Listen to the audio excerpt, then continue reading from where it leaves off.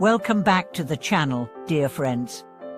I'm grateful you've returned to join me once more as we continue exploring the deepest truths of the path. Today we are going to examine a question that lies at the very heart of spiritual practice. Why is it that, even after learning the Dharma, even after meditating, chanting, and understanding the teachings intellectually, we still find ourselves trapped in the cycle of suffering, rebirth, and confusion? Why can't we break free from samsara, the endless turning wheel of existence? You may have heard this phrase before, we must escape the cycle of samsara, but have you truly asked, what holds us here?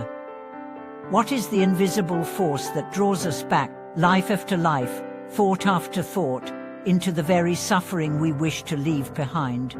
Today, we will go beyond theory. We will shine a light on the hidden habits, mental structures, and subtle tendencies that chain us to the wheel.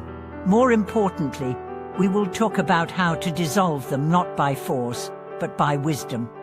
Let's begin by confronting an uncomfortable truth. We are not imprisoned by external forces. We are not kept in samsara by demons, destiny, or some external god. We are bound by our own minds. Yes, our own thoughts, habits, preferences, attachments, fears, and identities. These are the shackles, and they are far more powerful than any prison walls. The cycle of samsara continues not because we are forced to participate, but because we choose to. Consciously or unconsciously, we choose grasping.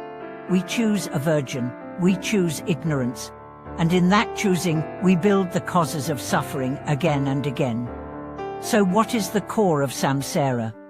According to many masters, it is the mind's refusal to let go of the false I, the idea that there is a permanent, separate self that must be protected, validated, and preserved.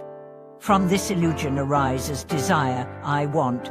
From this arises aversion, I don't want. From this arises confusion, I don't know what is true. And from this, the 6 realms of existence unfold. Let's go deeper. When you feel desire, what is happening? You see something, a person, an object, a status, and you believe, if I have this, I will be complete. You chase it, you suffer. Or you get it and still suffer. When you feel hatred, what is happening? You believe something threatens your life. You resist, attack, defend, and you suffer. When you feel ignorance, what is happening? You refuse to look. You choose numbers, distraction, comfort, and suffering continues quietly. So the question is not, how do I escape samsara, but how do I stop energizing it? The late Master Jigme Pihantesokaya Rinpoche once said, samsara is not a place, it is a movement of mind. In other words, liberation is not elsewhere, it is right here in the stillness beneath that movement. We often think that enlightenment is far away, but it is not. It is only hidden by the layers of conditioned thought we carry. Let's look at a story. There was once a monk who studied for decades. He could recite texts from memory. He taught others, but his teacher saw that he was still deeply afraid of death. One day, the teacher asked, "You have studied the teachings on no self. Do you believe them?" The monk replied, "Of course." The teacher then said, "Then why are you still so attached to your reputation?" The monk was silent. You see, we can speak of emptiness, but unless we have looked at our fear of being nothing, we are still bound. Real realization means letting the ego dissolve not in theory, but in living truth. So what keeps us trapped? Clinging to the self-image, chasing after pleasant sensations, avoiding discomfort, seeking security in transient things, needing to be right, fearing the unknown. These are the invisible walls of samsara, and they are strong not because they are real, but because we believe them. And now, here's the path forward. We must begin to observe our minds like a scientist, not to fix, but to understand. When a thought arises, watch it. When a reaction flares, feel it. When a fear speaks, listen. Then ask, is this real? Or is this habit? This is meditation, not escaping to bliss, but turning inward to clarity. Another powerful step is remembering impermanence. Everything you are clinging to, your body, your money, your relationships, your ideas, they are all passing. Let that truth not terrify you but free you. Because when you see that nothing lasts, you also see that nothing needs to be grasped. And when you stop grasping, Samsara begins to unravel. Let's also speak about compassion. Why compassion? Because when the self dissolves, the boundary between me and you dissolves. What remains is love, not sentimental love, but vast, inclusive compassion. And compassion itself is the antidote to the poisons of samsara. Desire dissolves in generosity. Hatred dissolves in forgiveness. Ignorance dissolves in understanding.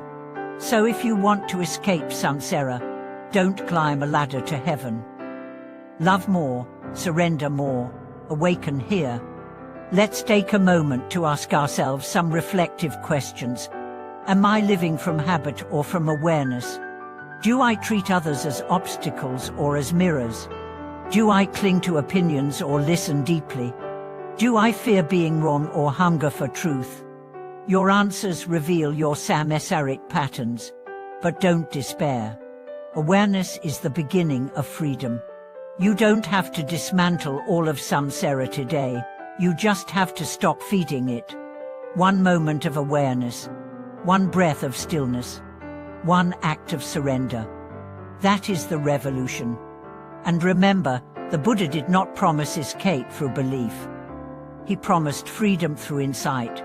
He pointed not to rituals, but to reality. Not to worship, but to wisdom. And that wisdom begins when we stop running and start seeing. Dear friends, thank you for being with me today. This has been a deep journey, and if it stirred something in your heart, I invite you to share your thoughts in the comments. What have you noticed about your own samsaric tendencies? What helps you return to presence? Please like this video, subscribe to the channel, and click the bell icon so you'll never miss a message from the heart of the path. Until next time, may you walk with clarity, sit with presence, and awaken not elsewhere, but right here, in this very breath. Thank you for watching this video.